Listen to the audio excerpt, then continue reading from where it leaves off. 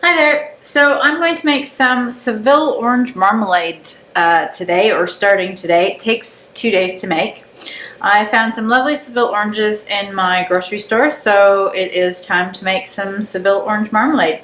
Now, Seville oranges are very tart. They're called sour oranges, and so they work really well for doing a marmalade because they can take the sugar that you usually add into jams and marmalades and stuff like that. So the first day you need to prepare your oranges, and by preparing them, I've washed all of these. Then you need to go through and cut them in half, squeeze out the juice into a bowl, and you want to keep all of the pits, seeds, pips, whatever you want to call them, and the pith, so the white bit, on the inside of the orange as well. And the inside bit, so the seeds and the pith and all that sort of stuff and the pulp goes into, I've just got a little muslin lined jug right here because that is what's going to produce the pectin that you need to get your marmalade to set. So you want to keep all of that and you're going to keep it in there. Then once you've reamed out all of these and got all the juice and pulp and everything out of them, then you need to slice them really, really finely, or thick actually, it depends on whatever you want. I like very thin slices. So I'm going to slice mine very thinly, and that's the outside, the little pieces that you then see inside your marmalade.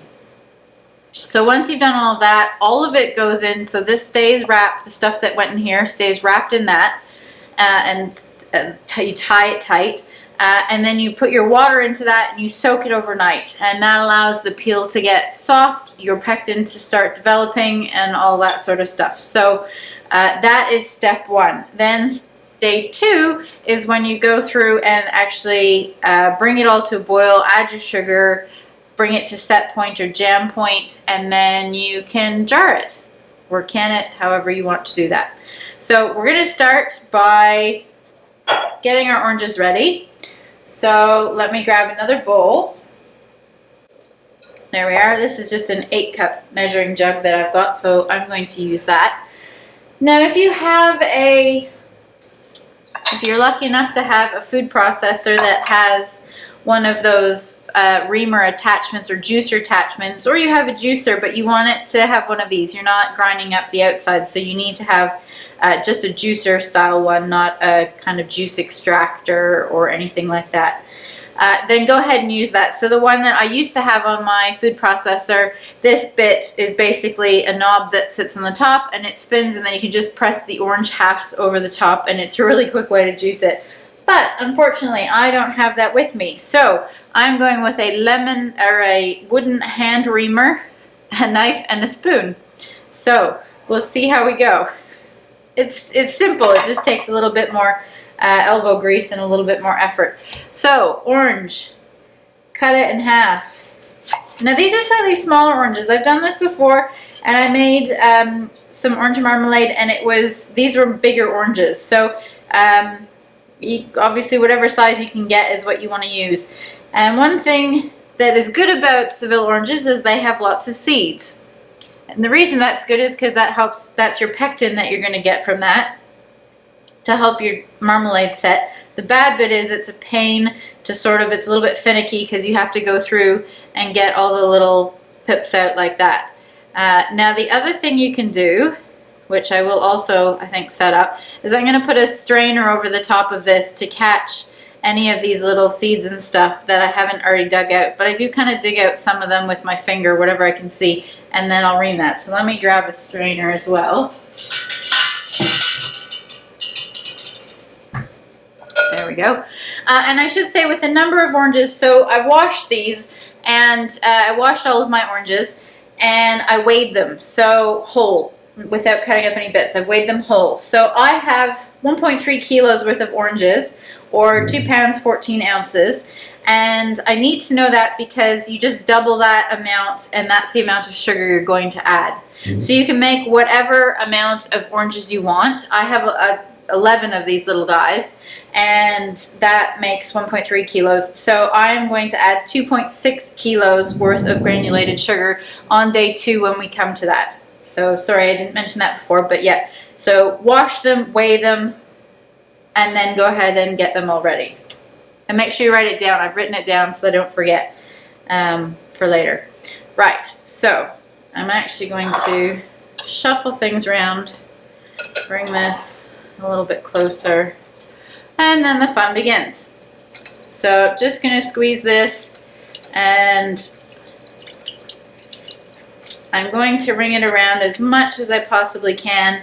And the other nice thing about Seville oranges is that when you do this, you get almost all of the pith wrung out. There you go, it's coming out like that. As you can just do it by hand, so that part comes out very easily in these, which is what you want. And if you get a little bit extra in there, you can also go ahead and just use, that's why I've got a spoon. If it doesn't all come out, you can just sort of scrape it out. So if you've ever scraped out, well, anything, a pumpkin or a cucumber or whatever you would scrape seeds out of, butternut squash, that kind of thing, and get all of that out of there. So I've just done that. So this is the bit then that you're going to cut up into very fine shreds or thick shreds, again, whatever you want. But that's what you're going to cut up, and that will go into your marmalade. So keep that because you're going to need it. But you want to try and get as much of that pith and stuff out into your strainer and then into your muslin as you can, so that you can create your pectin to make your marmalade set. So I'm going to go ahead and juice and keep all my bits, and then I will come back once I have done all that.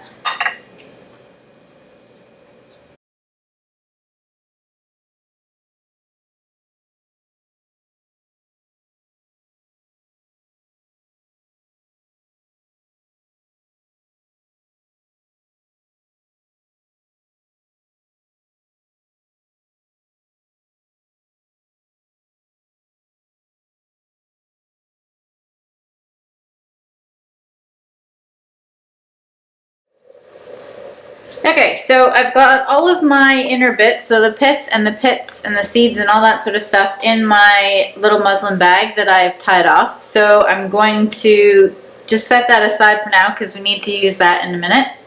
I've got all of my oranges here, and we're going to go ahead and cut all of those into some thin little slices. And then I've also got my juice here, and I got about 1.5 cups of juice from all of my little oranges. So to that I need to add some water, but we'll do that in a minute. First I want to cut up all my little bits.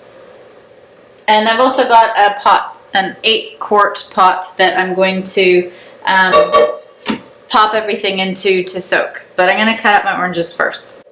Right, so to cut these up, you just want to put them, or cut them into, I cut them in half like this so that I can squish it flat. And then I just cut them into very thin slices. Now, you can make these slices as thick or as thin as you want. Some people don't cut them into shreds like this. Some people cut them into little chunks, so they might go ahead and cut them again that way. Some people cut these up in their food processor, so you get little bits rather than slivers. I quite like the slivers like this, but I do like them a little bit shorter, so I'm going to cut them in half. And what you'll find is, what happens is this little bit of white that's you can still see on here, that disappears and kind of goes translucent. So these become even thinner than that when you make your marmalade. So even if you think that's a little bit thick, it is going to get thinner because that'll dissolve into your marmalade as well. So I'm going to just go ahead and cut up all of my orange peel.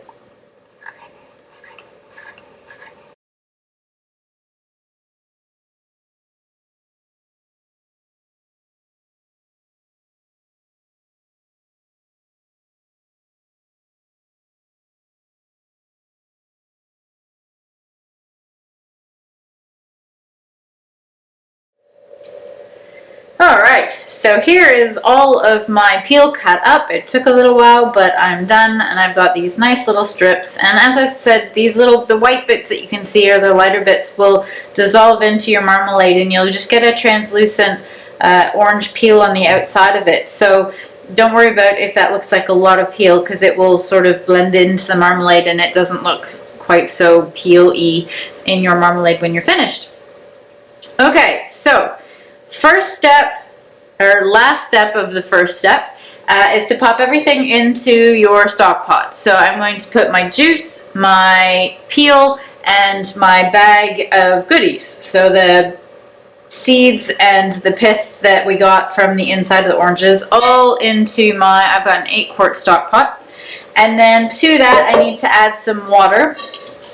And the way that I do my water, this is where it sort of differs. Marmalade people tend to have their own recipes and do everything slightly differently. So as I said, we measured our oranges first. So we had 1.3 kilos of oranges. And so tomorrow when I go to make the marmalade, I'm going to add double the amount of sugar. So 2.6 kilograms of sugar.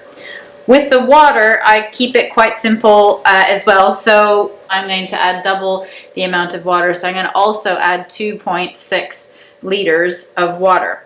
So let me just pop it all into the pan and I'll just show you again everything swimming nicely in the pan.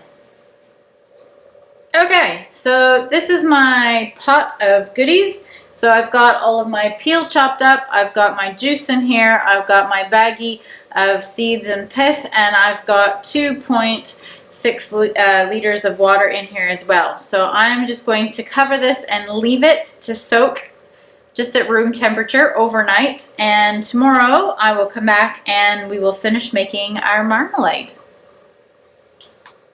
Okay, so I've got everything set up to finish our marmalade. I've been soaking our Seville orange marmalade pieces that we're going to use, all of our orange pieces in here, and I've got my little baggie still of all of the pith and seeds and stuff, and we've got the water that we added to that. So all of that has been soaking overnight, and that has extracted as much pectin as possible. But we are going to leave our little baggie in there while we boil this as well. Now, because I'm going to be canning this, I also have, this is why we've got a little zoomed out view, I've also got other things on the stove ready to go. So this is my water bath canner. So we're going to be canning the marmalade in a water bath once it's finished cooking and reached set point. So this is my water bath canner, and in there I have 9 pint jars or 500 ml jars or 1 pound jars.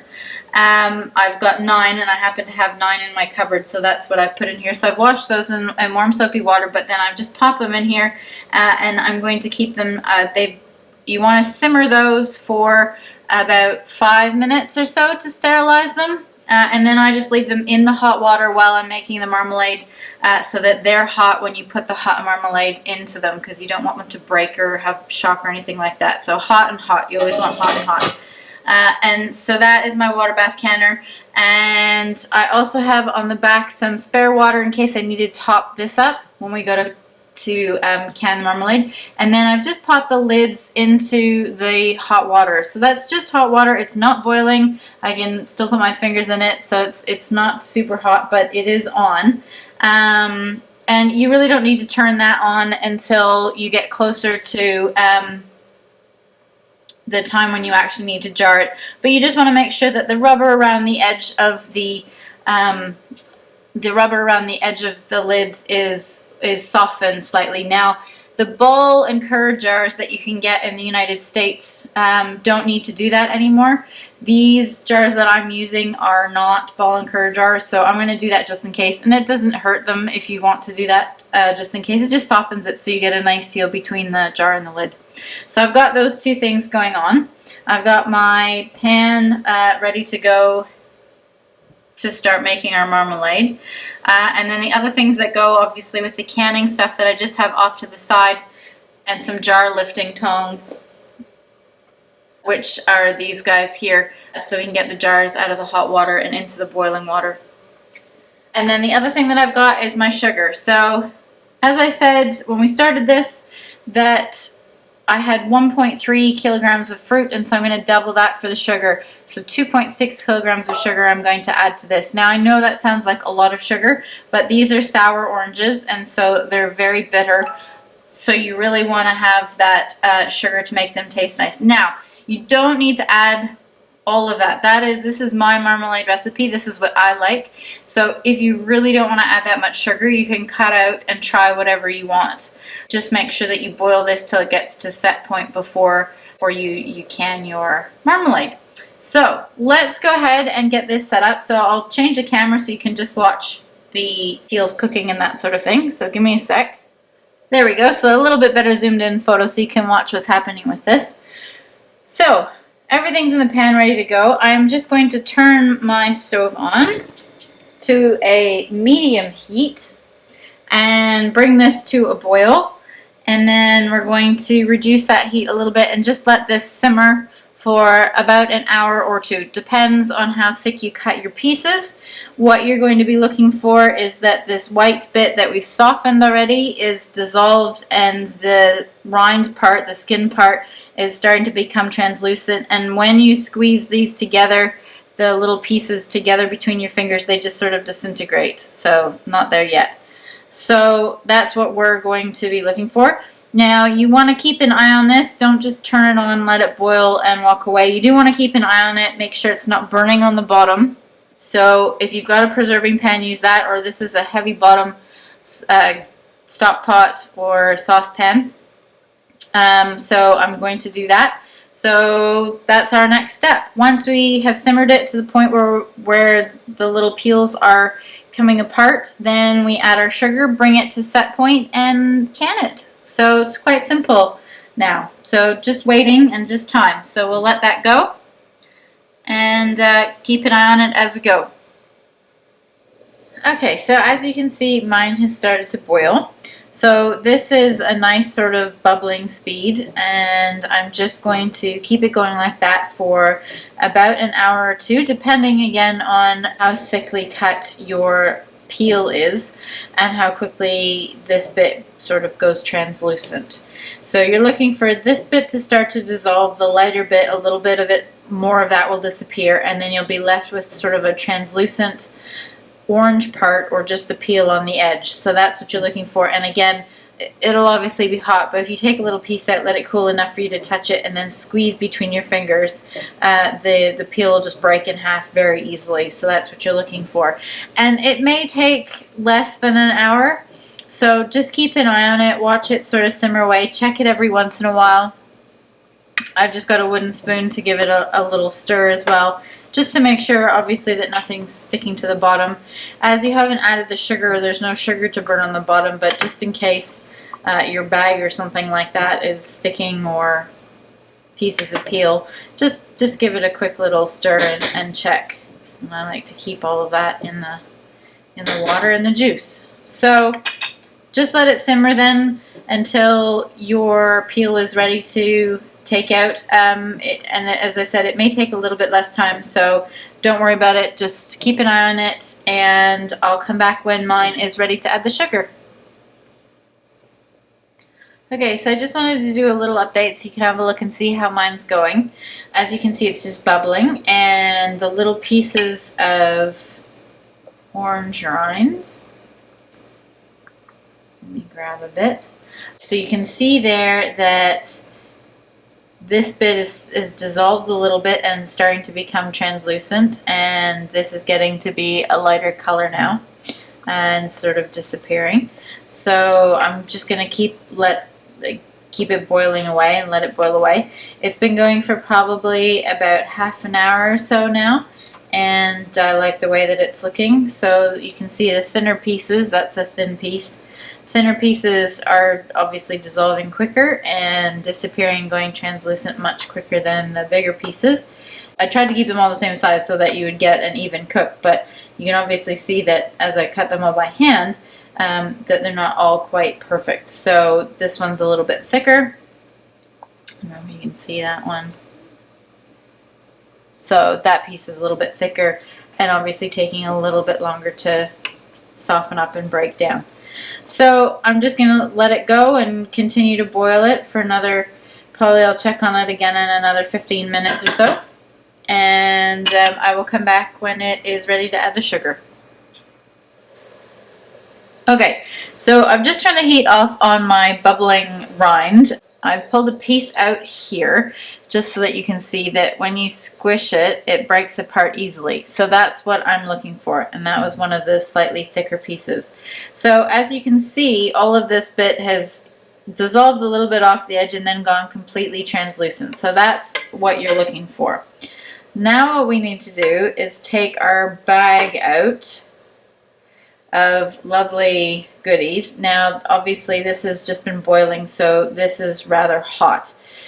So some people suggest using gloves to try and wring it out. I'm not really sure that's how I want to do that. I usually take it out, and the problem is you don't want any of this lovely juice that's in there to go onto a plate. So you kind of don't want to let it cool on a plate or somewhere else. So it is very hot. Tongs help. So let me grab some tongs. And all of this little bag, everything in here, this is all the pectin in here. So you want to squeeze out, which is why people use gloves, as much of that as possible. And so I just kind of use tongs and a spoon.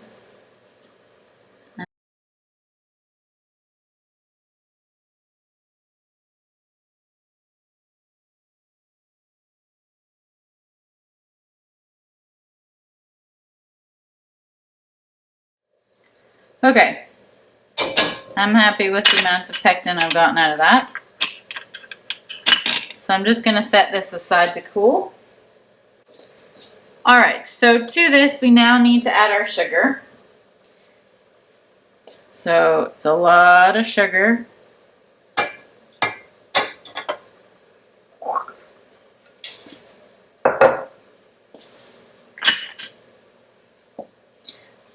And the heat's still off. I'm just going to stir this in before I turn the heat back on.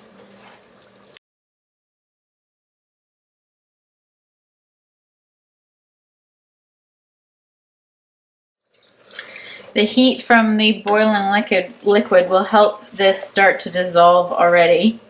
You want to dissolve your sugar on a very low heat before you bring it to a boil.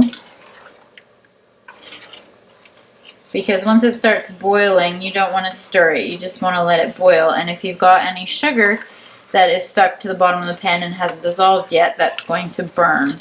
So you don't want that to happen. Alright, so I'm going to turn my heat on to low.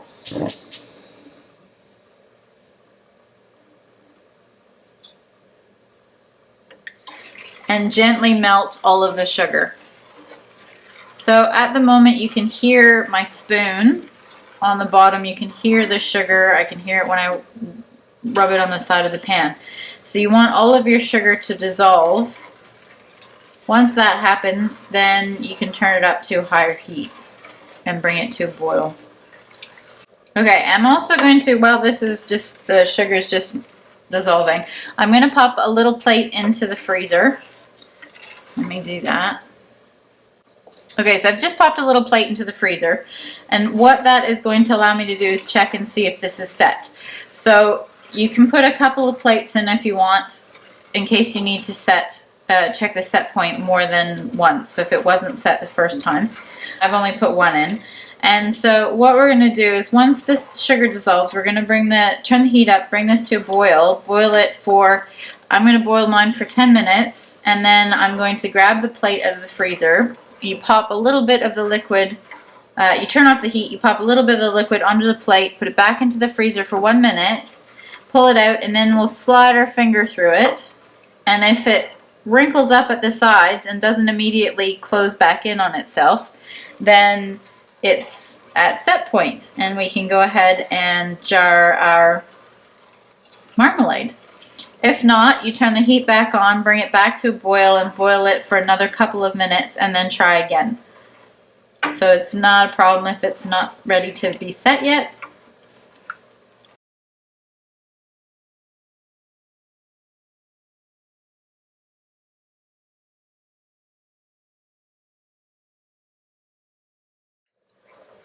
Okay, so I don't know if you can hear the difference, but now it's just my spoon on the bottom of the pan. There's no sugar sound as I go around the edge of the pan.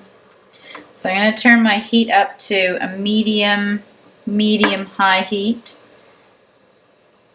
And I'm going to keep stirring until it starts to boil. Once it starts to boil, I'm going to stop stirring, and turn my timer on for 10 minutes.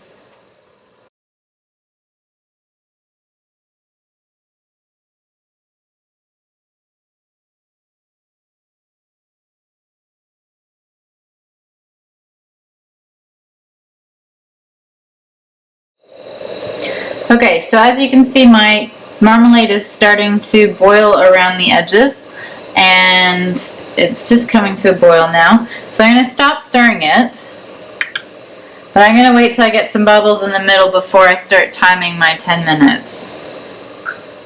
Okay, so it's taken another couple of minutes to kind of start boiling in the middle. I'm going to start my 10 minutes now, and then I'll come back and we'll test it with the plate in the freezer and see if it is at set point yet.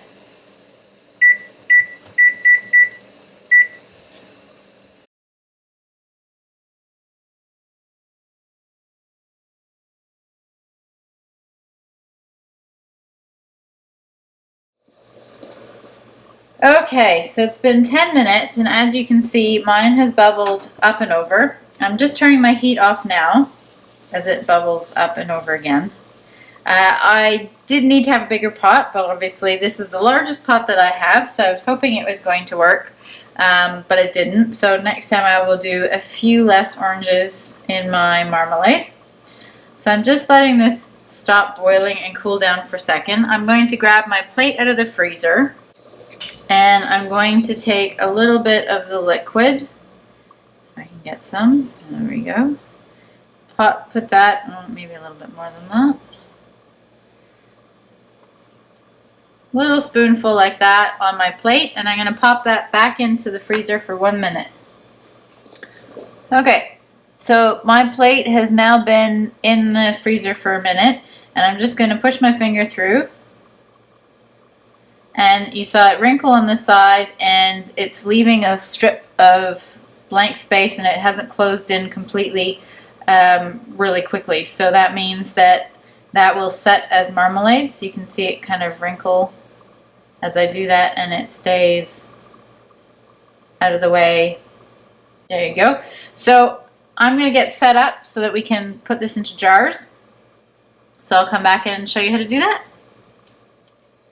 Alright, so I've got all my little bits here ready to go. So I've got my funnel, my jar lifting tongs. I grabbed this, which is a little magnet, so I can pick up the lids, which are just off screen, and my ladle to ladle my marmalade into my jars. Now, as I showed you before, I had my jars in the canner, and they were just staying hot. So I'm going to just take the lid off of there, which you can't see because it's off screen. So I'm going to kind of try and show you how to do this here. There's not a whole lot of space. It's just easier than setting everything back up because I do need to put stuff into the stove. So I'm going to pop my ladle in there, put this over the side. I'm going to use my jar lifting tongs and take out my jars.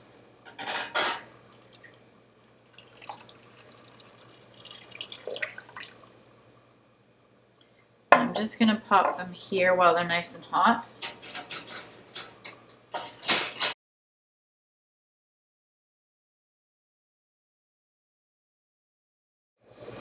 Okay, so my jars are out of their hot water. I'm going to turn my canner back on to start getting ready to boil while I ladle this in. This is my ladle, so I've got my marmalade, as you can see, and I'm just going to go ahead, I'm actually going to get this as close as I can, and ladle my hot marmalade into my hot jars.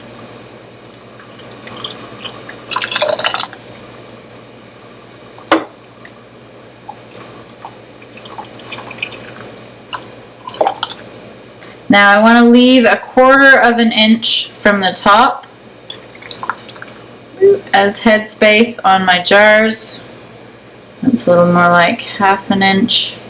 Anyway, so you want to leave about 1/4 of an inch on the top, and there are tools that you can get to help you do that, or you can kind of eyeball it.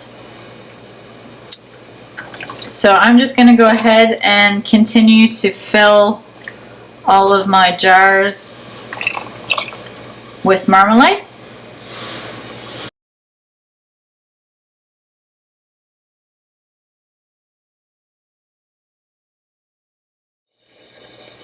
Okay, so now that I've got this ladled, I've got 6 full ones and then sort of 3/4 of another one. So obviously spilling some up and over the edge was not a good idea.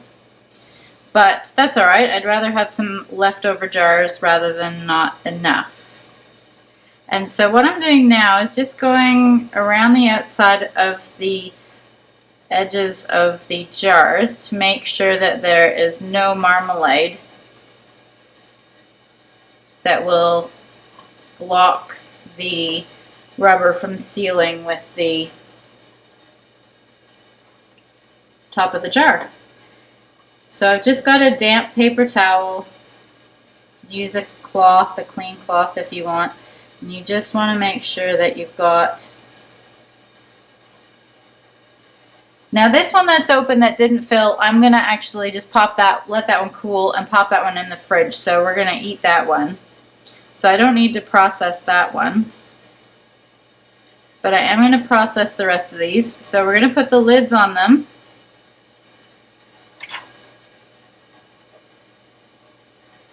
It's a little handy tool for getting them out of the water. So I'm just going to set my lid on top of my jar. I'm going to grab my band. I'm just going to put that on until it's finger tight, and the jars are hot, so use a cloth or a grabber. And I'm going to pop these back into my water bath, and I'm going to process them for 10 minutes. And then I'm going to take them out and let them cool on either a tea towel or a wooden rack or something that's not going to allow too much heat difference, so not a cold surface or anything like that. And then I'll come back and show you what that looks like. Okay, so I've processed my jars for 10 minutes and I've taken them out of the water bath and I've just set them on a tea towel so there's no shock to the cool counter. And I've had a few of them pop already. So what you're listening for is that little pop noise. That's only one actually. That's 2. So you just hear it as it pops down because it's suctioning it tight, and that means you've got a good seal on your jar. So you want to leave these now for 24 hours to cool down, and over that 24 hours they should all make a little pop at some point, and that means that they're sealed. I'll come back in 24 hours and I'll show you how to check to make sure that they've sealed properly, and if they haven't, it's not a big deal, you just eat that one first. So I'll come back in 24 hours and show you what they look like when they're sealed. Alright, so I've left my jars for 24 hours. So just to check that they're all sealed, you just give a little press on the top.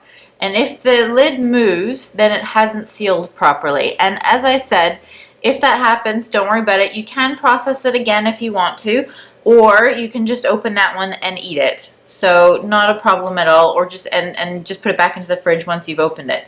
But these will now keep for about a year in a cool, dark place.